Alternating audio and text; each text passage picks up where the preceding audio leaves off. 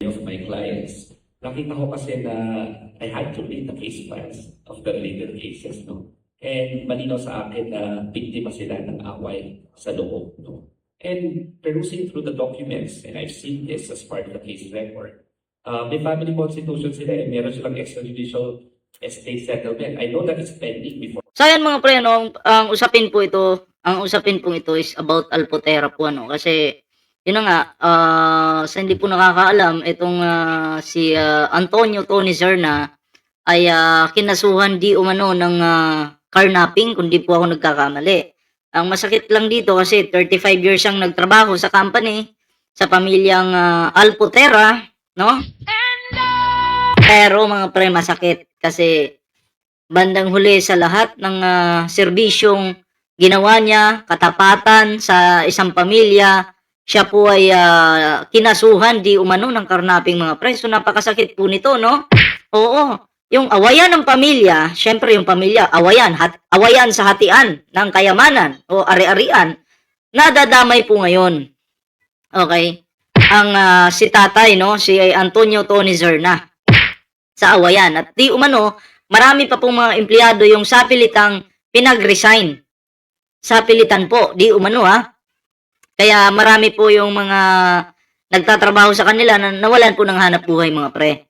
So ayun, eto po, no, magbigay po tayo ng counter reaction dito sa video ito mga pre. Pero syempre, no, bago po tayo magtuloy-tuloy sa reaction natin, ayan yan, kung bago pa lang dito sa ating YouTube channel, huwag kalimutang mag-like, share, subscribe para naman po maging updated po kayo sa lahat ng mga uploads natin. Ayan. So ito na po ang video ito, panoorin po natin mga pre. Before the courts. That's pending before the courts. It's not my business to discuss that. But I've seen the documents. And sa akin palagay lang, kahit na basic arithmetic, 4 yung anak ko. Bakit ang kaso ay criminal case of, I don't know, carnapping yata, di ba? O carnapping, no? Masakit po yun na makakasuhan ka ng carnapping, no? I don't know kung totoo ba yun o hindi, pero mukhang hinarap naman ni tatay, no? So ibig sabihin, wala po siyang tinatago. Ibig sabihin, in my opinion lang, nakikita ko na mukhang nasa katotohanan nga, di ba? Kasi kung carnapping, kung legit talagang nagkarnap ka, magtatago ka. Di ba? Oh. 4 sila may-ari eh. Hindi ko pa nakukuha yun. Pero ang malinaw sa akin, yung internal family feud nila is inconsistent with their own family constitution as envisioned by the visionary father. Bago mamatay si Mr. Yanson, Kasi kung nung namatay po yung kanilang pamilya, yung kanilang mga magulang, yung mga anak nagkagulo-gulo na po. O kumbaga, about po ito sa ari-arian, no? Iba talaga yung pera talaga mga pre, no? Talagang, di ba? Ang sakit na dahil lang sa pera mag-aaway-away, no? So, dyan pa lang po pinapakita ng, ito, wala na akong pakialam kung mag-aaway-away sila eh. Yung concern na lang po natin dito, yung mga empleyado eh. Na nadamay po sa kanilang away. Yun po yung pinakapangit dun. away-away sa pamilya. Nagpapacilitate po ko ng family constitution eh. Maraming workshops ito, series of workshops. Ang gusto po nito, family harmony. At nalulungkot ako na grabe yung kanilang demandahan. Demandahan. Diba? Wala sanang problema, magdemandahan kayo. Pero, my God, yung mga nagtatrabaho sa inyo, hindi na kayo naawa. Yung mga yan, naghahanap buhay para sa kanilang pamilya, para may pakain sa kanilang pamilya, no? And then, yun sana yung, okay lang magdemandahan kayo, pero sana naman, yung mga empleyado po ninyo, Alpotera, no? Team Alpotera, mahalin naman ninyo. Hindi yung wala kayong pakialam sa feelings nila. Bahala kayo dyan, matanggal kayo dyan, bahala kayo dyan. Tama po ba yun? So, dapat may pusong Pilipino din po sana. Hindi yung pinapairal, puro negosyo, pansariling interes, di ba? Pangit po yun. Di ba? Pairalin nyo po sana yung pagiging Pilipino ninyo, yung puso ng isang tao, no? Yun sana yung umiral sa mundong ito mga pre. Hindi, kasi mamamatay din naman tayo, tatanda tayo, mamamatay tayo. Yung ari-arian ba na yan, madadala ba sa hukay? Pwede po. Sama sa libingan, pero kung saan ka man mapupunta yung kaluluwa mo, ay hindi na po madadala yan. Material na bagay lamang po yan. Walang kwenta po, sa totoo lang. na parang walang family harmony, inconsistent sa yumaong visionary nagtayo ng lahat ng mga kumpanyang ito. At ang nagiging collateral damage, katulad ni Mr. Zer na naghirap ng 35 years para sa kumpanya. Oh, di ba? 35 years po nasa company nagtatrabaho. Tapos siya yung nagsasuffer ngayon. Dinemanda. Syempre, pag dinemanda ka, sasagot ka. Kailangan mo ng lawyer. Mas maganda, private lawyer. Although may mga pau tayo, pero mas maganda po talaga, private lawyer, di ba? Oo. Yun na nga. Katulad niyan, sinampahan ng kaso. Stress, matanda na, stress na. Gusto na lang sana niya gusto niya na lang po sana na mamuhay ng mapayapa, di ba? Magbukid, o magtrabaho sa bukid, pero nai-stress po dahil sa kaso, di ba? Yun po yung hindi nila inisip. 35 years nagsilbi sa pamilya, pero ay nako, mahirap talaga pag puro pera yung tinitingnan. Kaya tayo po, no? Di po natin dapat kampihan yung mga mapang-aping tao. Kaya, katulad ni Alputera, ng Team Alputera. Hindi po ako pabor sa ginawa nila. Dito ha. Dito sa issue na to mga pre. Nakakalambot lang. At yung kliyente kong 42 laborers. Yung lang mga komento ko doon, it's up for the courts to discuss that. But I've seen these documents, no, malinaw ito, at ang malinaw, walang family harmony, inconsistent with Mr. Yanson's vision. Pero ang clear kasi is, merong mga naghihirap ng mga pamilya na hindi naman nila deserve. Yun ha. Sabi po ni attorney yan mga pre. Ang clear po dito, may mga naghihirap na mga pamilya.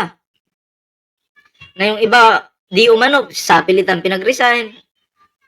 Halimbawa, matanggal ka sa trabaho, ang sakit nun. Ay, nako. Kasi, ang makakaramdam lang po nito, yung tao mahirap lang din. Ang makakaintindi sa tao mahirap is yung tao mahirap lang din. Pero pag mayaman ka, maiintindihan mo ba yung mahirap?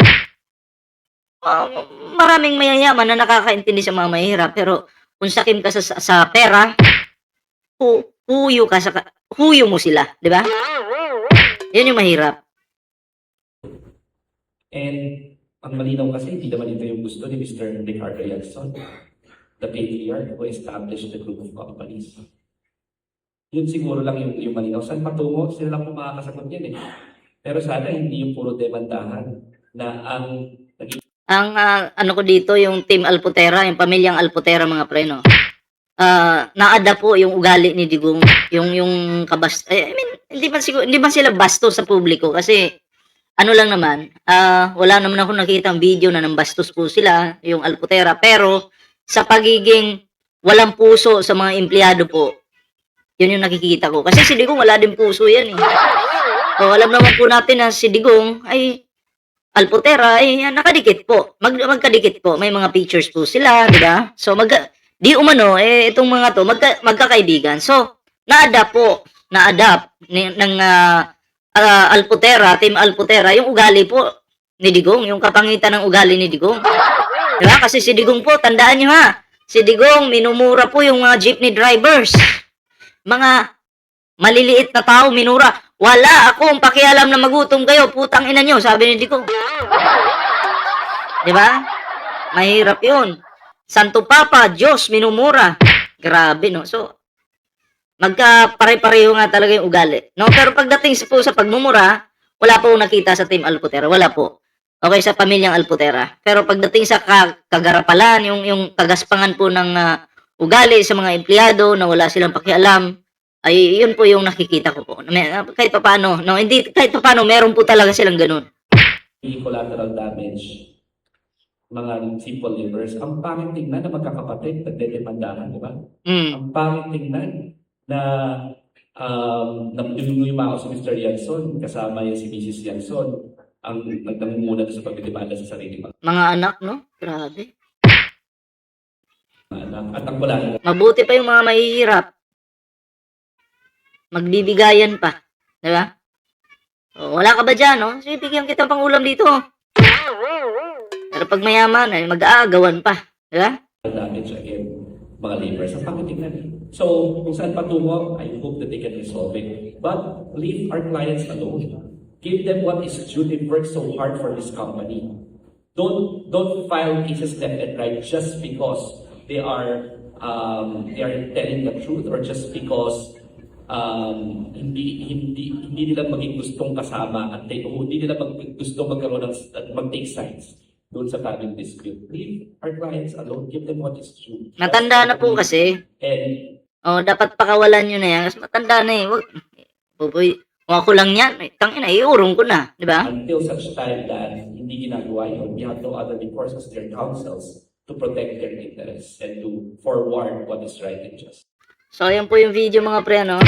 Nakakalungkot lang kasi itong si Antonio Tony Zerna inadamay po sa awayan ng magkakapatid, no?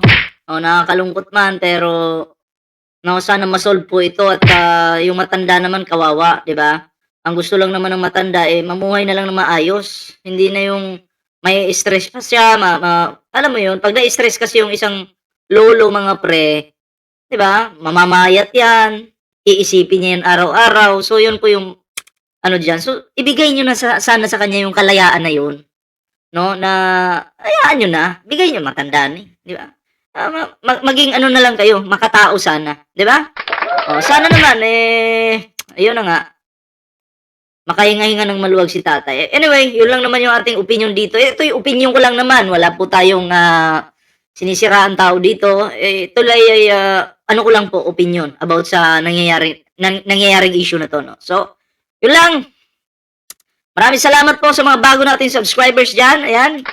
Siyempre, no? Ayan, kung bago pa lang dito sa ating YouTube channel, bago po tayo magtapos, huwag kalimutang mag-like, share, subscribe para naman po maging updated po kayo sa mga uploads natin. And siyempre, may TikTok, Facebook po tayo dyan. Kompleto po yan. Kalembangin nyo na po yan, mga pre. Yan, magkita-kita po tayo sa susunod na video. Ingat po kayo lahat. Magandang araw po sa inyo dyan.